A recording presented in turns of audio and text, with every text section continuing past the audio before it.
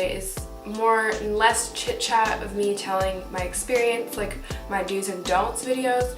This video is more like I have a list of, you guys can see a lot. Oh shoot, you can't see that. But my very first college tip is use Chegg for your textbooks. Disclaimer, not all the textbooks that you will have for your classes are on Chegg. Also, this is not sponsored. I think I'm supposed to say that.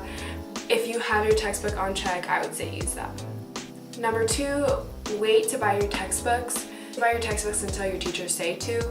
A lot of teachers in schools will say, we don't use the textbook, it's fine, we're required to have one, but we don't use it ever, so don't waste your money. I know it can be stressful waiting. It was stressful for me, waiting and waiting and waiting to buy textbooks. I was like, they're all gonna be gone. But they don't all go away, and you have a high chance of not using all your textbooks. I know some people who don't ever use the textbooks, like don't buy any, and they're fine. So it really just depends on the teacher. Here's like a mini version of a study tip. So this is what I wrote down. 1, go through and write everything that you don't know or kind of know from all your notes and stuff. 2, after that, you can go through and highlight everything that you wrote down. And then 3, if still after writing everything you don't know or kind of don't know, write the different things on the flashcards in colors so your brain remembers, like it associates the term or whatever it is with the color. And that's like my quick overview of how to study and how to actually retain the information. Also, don't sit down for like an hour, 2 hours studying because your brain doesn't retain all of that. Do like 15 to 30 minute increments, switch subjects, take study breaks, then you'll remember it. 4, talk to your roommate. Even ask them the dumbest questions like, when do you shower, morning or nighttime? Are you a morning person? Do you drink coffee? Do you tend to be loud in the morning? Do you wake up an hour before class or 20 minutes before, or 5 minutes before class? Ask them anything you can think of, because when you know that about your roommate, you're less likely to get mad. Even if you guys realize, we're not compatible, we're not good roommates, that's like too late into the process, just talk to them. It's better to be like acquaintances than to absolutely hate each other. So just listen, talk to them, ask them questions. Number 5, don't take on too much. Take the first few weeks to really get settled, figure out where everything is. Download, there's some apps for schools where it tells you what events are going on. Go check out the events, meet people, don't commit to too much at first. Take the few weeks, don't join anything quite yet, and then figure it out. Number 6, be yourself. Don't try to fake anything to make people like you. There's so many different people. If you start off meeting people being fake or being like, I don't know, not being who you are, then you're not going to make the real kind of friends that you want. So just get a calendar and stay organized. When it's syllabus week and teachers give you the syllabuses, when they give you the dates of everything, write it all down, be prepared, and you won't get behind, you won't feel overwhelmed. Oh, number 8, get involved. This is kind of contradicting to my don't join too much, but with that being said, give everything a chance, but don't like necessarily commit until you're like, oh yeah, I really like this. The way to meet people is to go to clubs and go to like events and all that kind of stuff. Check out what your dorm provides for you before you get on campus. This is important because some dorms or colleges provide kitchenware, some provide a fridge, some provide a microwave. Check it out. They'll even tell you what you can and can't bring, what size fridge you can bring, and all that kind of stuff. So it saves you time in the long run to make sure you know what is being provided for you and what's not allowed in your dorm. Number 10, be prepared for criticism and people with ideas that are different from you. When you go into school, just be prepared that people think different than you.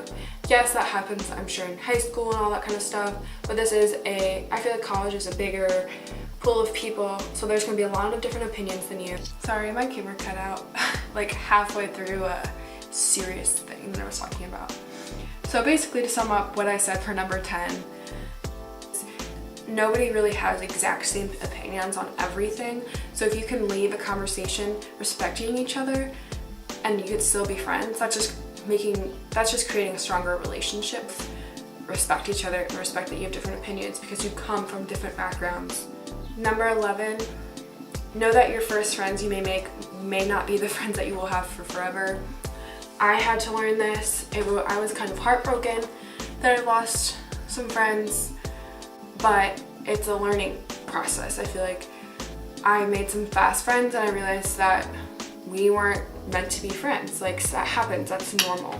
And it was hard for me to separate from the people that I knew and that I hung out with a lot on campus. So it's okay to know that you guys are different people and that you're not supposed to be friends.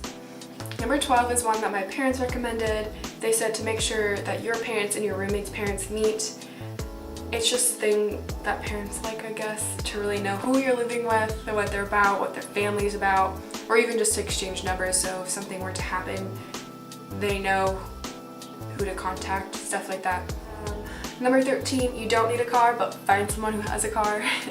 I didn't have a car and I'm glad I didn't. Having to move your car all the time or have to pay for a parking pass or even gas just seemed like something I did not want to deal with, and I'm glad I didn't have to deal with it.